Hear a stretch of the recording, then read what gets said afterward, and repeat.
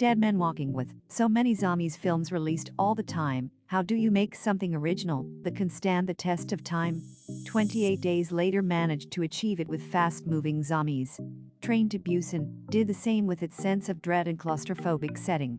Shaun of the Dead satirized the genre beautifully, while George Romero's Dawn of the Dead remains a cultural icon. Fast forward to 2021 and Zack Snyder is back. Fresh off the success of Justice League and returning to the horror roots that made his Evil Dead remake so enthralling. Army of the Dead then is a strange medley of ideas. When the film works, it fires on all cylinders, bringing a fresh and exciting lick of paint to an aging genre. At the same time, Army of the Dead suffers from some formulaic and bland characters along with a second half that devolves into a generic action flick. It's such a shame too, because the movie begins with an excellent title credit sequence, shot to perfection against the backdrop of evil Las Vegas is. But let's backtrack a little to see what we're dealing with here. In this all-future world, Army of the Dead sees a zombie outbreak begin in Las Vegas. Instead of spreading across the globe, however, the infected are contained within the wrecked, post-apocalyptic city of Las Vegas. Walled in and with nowhere to go, humanity braces itself as American politicians debate over whether to nuke the city and rid the undead once and for all. This poses a particular problem for shadowy hotel owner, Bly Tanaka. You see, tucked under his hotel is a vault housing billions of dollars just waiting to be exploited. Realizing there's an opportunity in the madness, Tanaka recruits zombie-slaying, patty-frying Scott to this cause.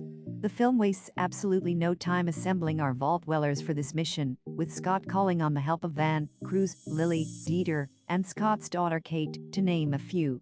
The latter, however, has some serious daddy issues after Scott was forced to kill Kate's mum. With the threat of a nuke being dropped and the only way out resting on the hopes of a functional helicopter on the roof of the hotel, this high-stakes plan looks very much like Mission Impossible.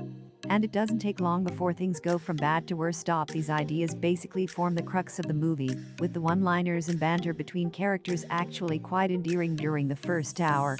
Easy peasy, Japanesy, Tanaka retorts with the group assembled. Dieter's hand tentatively raises, that's offensive. We prefer easy peasy, lemon squeezy? It's a laugh-out-loud moment, one that sees the group argue amongst themselves over the correct terms, but also leaning into a more easygoing and colorful feel. These moments are unfortunately reserved exclusively for the first half of the movie. Sure, there's a couple of gags laid on, but with a runtime of 2.5 hours, the movie loses its initial wit and colorful ensemble for a more run-of-the-mill zombie flick.